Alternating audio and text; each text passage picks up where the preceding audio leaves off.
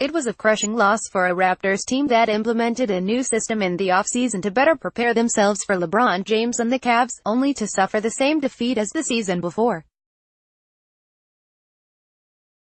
From Kevin Love's emergence to the fall of the best bench in the NBA, here are 5 stats you need to know from the series. 41.1, the Cavaliers' three-point percentage. Since James returned to Cleveland in 2014, the Cavs have found success giving him the ball and surrounding him with at least 3 three-point shooters at all times. It makes the Cavaliers vulnerable when his teammates aren't able to space the floor for him at a high rate, their series against the Pacers being the perfect example, but it makes them almost unstoppable when they are.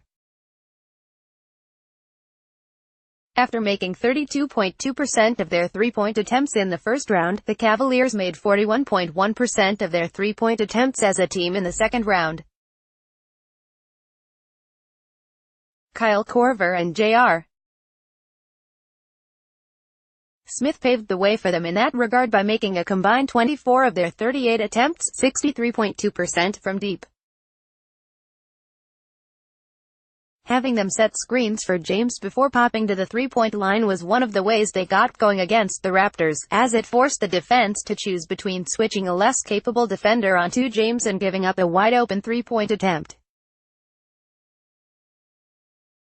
13.8. How many turnovers the Raptors averaged per game. Turnovers turned out to be a huge source of offense for the Cavs. The Raptors averaged 13.8 turnovers per game against the Cavaliers, and Cleveland turned those mistakes into 17.8 points per game. For perspective, the Pelicans are currently the only team sacrificing more points off turnovers in the second round of the playoffs. Even though the Raptors turned the ball over at a similar rate in the regular season, it's simply too many to give up to a team led by James. It haunted the Raptors in Game 3, for example, when they committed 17 turnovers and lost by only 2 points. Making matters worse for the Raptors was the Cavaliers averaging only 8.0 turnovers per game and limiting them to less than a point per turnover. No other team has taken care of the ball that well in the second round. 0. How many three-pointers DeMar DeRozan made in the series? DeRozan proved to be a capable three-point shooter during the regular season. He made 89 three-pointers in 80 games, shattering his previous career high of 64 three-pointers in 79 games. He made only 31.0% of his attempts from distance on the season, but he was a legitimate threat on catch-and-shoots, 34.8% compared to pull-ups, 25.6%. It was believed to be enough to solve some of the problems that have plagued the Raptors in the postseason, because teams could previously get away with abandoning DeRozan on the three-point line knowing he wouldn't look to shoot.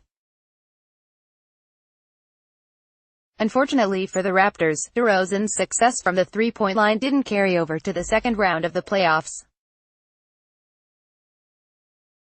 DeRozan took 9 three-pointers against the Cavaliers, and he missed all of those attempts. He was 0 for 5 on catch-and-shoots and 0 for 4 on pull-ups from the perimeter.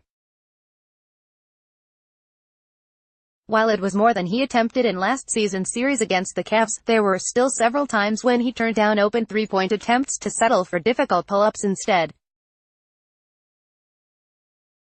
It brought back memories of the Raptors of old, not the Raptors of new.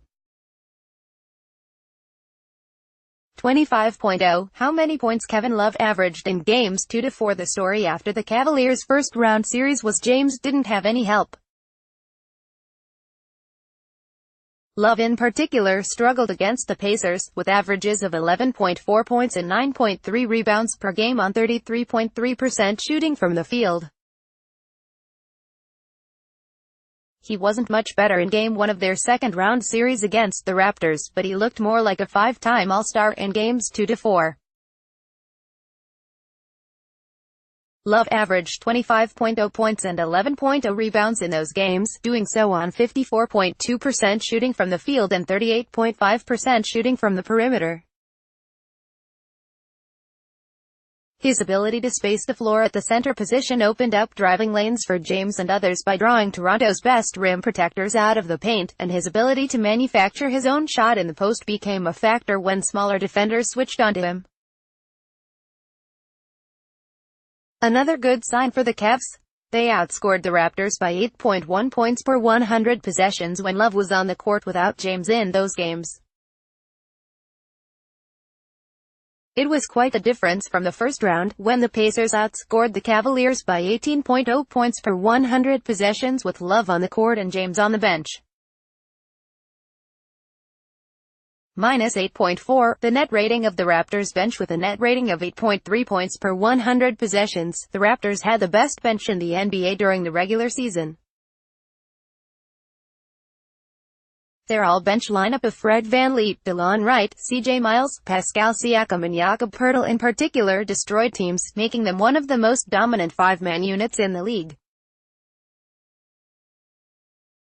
It made for a fascinating case test coming into the playoffs, as teams often shorten their rotations in the postseason, not rely on their benches to swing games in their favor.